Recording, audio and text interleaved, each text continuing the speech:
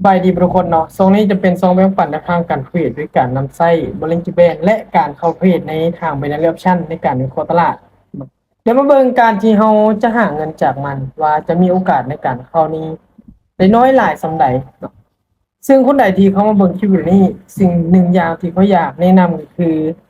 ให้มาเบิ่งถึงการเลือกตลาดเทรดและการหาจุดเข้าเทรดและตัวต่อมาก็คือการ money management จะเป็นตัวสำคัญในการเทรด และก็อย่าลืมทุกคนฝากกดติดตามช่องนี้ไว้หากว่าบ่อยากพลาดคลิปดีๆในเรื่องการเทรดใน binary option เนาะเดี๋ยวมาเบิ่งกันซึ่งการที่เราจะเทรดทุกครั้งหากกรณีที่เรามีการพลาดเราก็ต้องได้มีการ money management หรือการบริหารเงินเข้ามาช่วย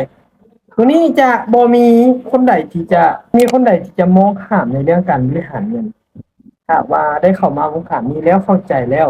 ถ้าคนใดที่ว่ายังข้ามในจุดนี้ไปแสดงว่า ในการเทรดของเจ้าเนี่ยยังบ่เข้าใจเลือกพอในการ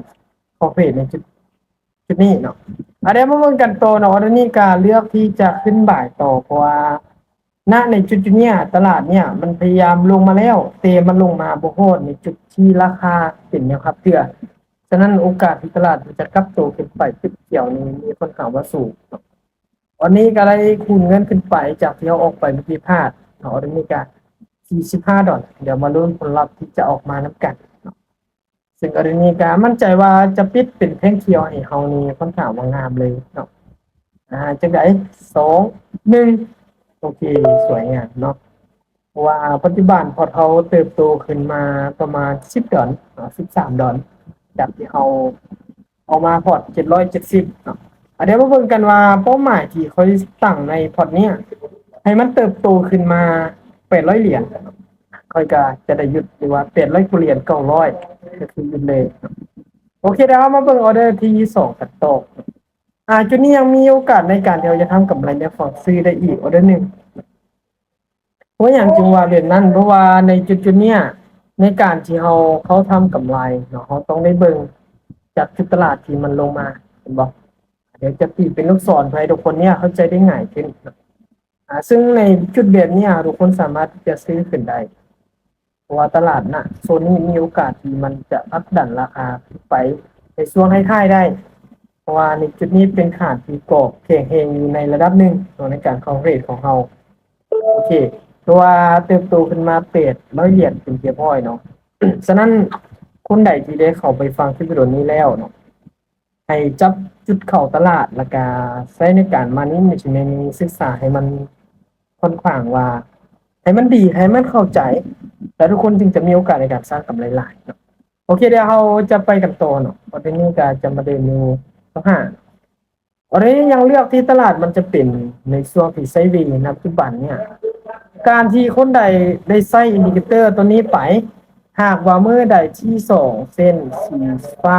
ด้านบนและด้านล่างเนี่ยพยายามที่จะบีบเข้าหากันเนาะแสดงว่าณปัจจุบันนี้ตลาดในโซนนั้นน่ะมันเริ่มเป็นไซด์เวย์ฉะนั้นการที่เขาจะเข้าเทรดเขาต้องเบิ่งว่ามันเป็นแท่งสลับยาวบ่และมีโอกาสในการที่เขาจะไปตามมันได้บ่หากว่ามีโอกาสที่เขาเทรดไปตามสลับคือมีโอกาสสร้างกำไรได้คือกันแต่กรณีที่ตลาดมันสวิงโซนนั้นเมนบ่อยากแนะนำให้ทุกคนนี้เข้าเทรดเลยเนาะให้หยุดการเทรดไปก่อนเพื่อที่จะรักษาผลการลงทุนของตัวเองไว้ให้มันได้ค่อนข้างว่าดีเนาะโอเคเดี๋ยวเราไปกันต่อเนาะถือว่าณปัจจุบันเนี่ยเติบโตขึ้นมาค่อนข้างว่าหลายเลยออเดอร์นี้ก็จะมาเดินเก่าอยู่$25ก็ซึ่งจะได้ออกไปไม่ใหญ่เกินไปไปออกไม่ไปทีละน้อยเอาเพื่อที่จะเก็บกำไรในระยะยาวที่บ่จำเป็นต้องการได้กำไรให้มันฮอดพันเหรียญคือบ่จำเป็นต้องหาในมื้อนึงบ่จำเป็นต้องหาในมื้อนึงหรือว่า1ชั่วโมงในการเทรดเราต้องค่อยๆเก็บไปทีละน้อยเนาะเราจึงมีโอกาสในการที่จะอยู่รอดมันดนเนาะโอเคเดี๋ยวมาเบิ่งออเดอร์นี้นำกันก็ได้ตัดสินใจที่บายคริปโตเนาะ$25 2 1โอเควินเนาะคือว่าในการเข้าเทรดเนี่ยเขาวินมากะคือว่า1 2 3 4 4 5ออเดอร์ติดเนาะถือว่าผลตอบรับก็ค่อนข้างว่าดีหากว่าเราเข้าใจจุดเทรดและการที่เราจะหาเงินจากมันในอินดิเคเตอร์เทคนิคอลที่ตัวเองใช้เร เราก็มีโอกาสในการที่จะหาเงินได้หลายขึ้นเนาะตัวนี้จะเป็นในเรื่องของการศึกษาให้ทุกคนออกไปศึกษาเพิ่มเติมโอเคในอย่างเส้นในออร์นี้การเลือกที่จะบ่ายขึ้นต่อเพราะอย่างเขาจึงบ่ายขึ้นเพราะณในจุดๆเนี้ยตลาดเนี่ยมีโอกาสที่มันจะลงโบมีเตะกรอบราคาที่มันพยายามเคลื่อนที่ขึ้นไปห่างได้เนาะยังอยู่ค่อนข้างว่าสูงในจุดๆนี้เนาะฉะนั้นการทำกำไรในการเข้าออเดอร์คือมีโอกาสในการที่เราจะซื้อขึ้นไปได้ตรงเนาะ เดี๋ยวมาเบิ่งกันในออเดอร์นี้เป็นออเดอร์ที่ห้าของเราว่าจะมีกำไรบ่เนาะอ่าโอ้เสมอเนาะโอเคบ่เป็นหยังเนาะเราบ่ได้แล้วก็บ่เสียเนาะเราก็จะมาไปกันต่อเลยเนาะไปกันต่อเนาะไอ้พอร์ตเนี่ยมันเติบโตขึ้นไปอีกจักหน่อยเนาะเราก็จะได้ยึดหลักเนาะบ่ได้ไปเนาะโอเคมาเดี๋ยวเรามาต่อในออเดอร์นี้ต่อออเดอร์นี้ก็ มีความเสี่ยงอยู่ในระดับสูงในทุกคนโอเคเลือกที่จะบ่ายตัวได้แนวที่นี่คนใดที่บ่มั่นใจในการเข้าเทรดก็แนะนำให้ทุกคนเนี่ยหยุดไปก่อนลองหาจังหวะเทรดไปก่อนเพราะว่าอย่างเพราะหน้าในโซนเนี่ยเขายังเชื่อมันว่าตลาดมันพยายามจะขึ้นเนี่ยมันต้องขึ้นไปหาจุดนี้จนได้ก็คือจุดส่วนนี้ตัวลูกศรนี้จะมาเบิ่งกรอบราคาส่วนนี้นำเราจะไม่ได้ตีไว้ในกรอบนี้ ตลาดมันมีโอกาสที่จะขึ้นไปหาส่วนนี้ได้ก็เลยเลือกที่จะออกในฝั่งบ่ายเนาะเดี๋ยวมาเบิ่งกันหากว่าผิดพลาดจะมีแต่เอาบริหารเงินเนาะเอามีการบริหารเงินกันไปต่อเดี๋ยวเอาพลาดเอาด้วยนึงเขาก็จะมาเบิ่งต่อกันในจุดๆนี้เห็นบอกมันกลับไปขึ้นในแท่งเทียนทัดไปณปัจจุบันเราล้อหาเนี่ยฉะนั้นออเดอร์นี้ค่อยเป็นจะได้ทุนเงินไปอยู่101ที่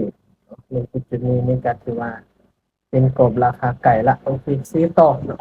ก็ยังจะซื้อขึ้นต่อเพราะว่ามันยังอยู่ในลุมกรอบราคาที่มันเป็นแนวต้านนี่ยังหลายอยู่ฉะนั้นมีโอกาสที่มันจะขึ้นไปต่ออีกจาก1ออเดอร์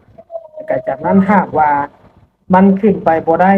ตลาดโซนเนี้ยมันเริ่มที่จะปรับเปลี่ยนแนวโน้มเป็นขาลงได้เราก็ต้องได้พิจารณาในการออกออเดอร์ในออเดอร์ถัดไปกันต่อเนาะเดี๋ยวมาเบิ่งกันเนาะหากว่าเราผิดพลาดเราก็ต้องบริหารต่อโอ้ถือว่าเราผิดพลาดมาอยู่2ออเดอร์เนาะจากที่บินมา4-5จะมาพลาด2ก็บ่เป็นหยังทุกคนเบิ่งฮอดจุดนี้แล้วทุกคนต้องเบิ่งฮอดถึงวิธีการบริหารเงินไปต่อเนาะเดี๋ยวค่อยก็ยังจะไปต่อตอนนี้ก็จะมาอยู่ที่200เนาะเราต้องได้ทุนเงินกันไปเนาะไปต่อเลยโอเคหากว่าเป็นในลักษณะแบบนี้เขาจะล็อกเซลเบิ่งเนาะเพราะในกรอบราคาจุดเนี่ยอย่างที่ค่อยได้บอกว่าหากว่าตลาดมันพยายามขึ้นไปแล้วมันขึ้นบ่ได้ก็แสดงว่าตลาดในโซนนี้มันจะเริ่มเปลี่ยนแนวโน้มเป็นขาลงก็คือมันพยายามที่จะลงหาส่วนนี้โตฉะนั้นจะทำกำไรของเราได้พิจารณาใหม่คือออกฝั่งขายเลยเดี๋ยวมาเบิ่งผลลัพธ์ที่จะออกมาเบิ่งในออเดอร์นี้ก็ถือว่าเป็นออเดอร์ที่ใหญ่พอสมควรหนึ่งโอเคถือว่าเติบโตขึ้นไปอยู่900กับ24 ดอลถือว่ากำไรค่อนข้างว่าหลายเลยเดี๋ยวมาให้เบิ่งกำไรกัน100กับ50กว่าเหรียญเบิ่งประวัติการเทรดบินมาอยู่1 2 3 4 5บินมาอยู่4ออเดอร์ติดจากนั้นมาพาเสมอ1พา2แล้วก็บินอีก1ก็คือเป้าหมายเราชัดเจนเลยกำไรเกือบ200เหรียญฉะนั้นเราก็น่าจะได้ยึดกันเท่านี้สำหรับวิดีโอนี้ฝากทุกคนกดติดตามและกดไลค์ Subscribe ในคลิปวิดีโอนี้นำเดี๋ยวพบกันใหม่ในคลิปวิดีโอหน้า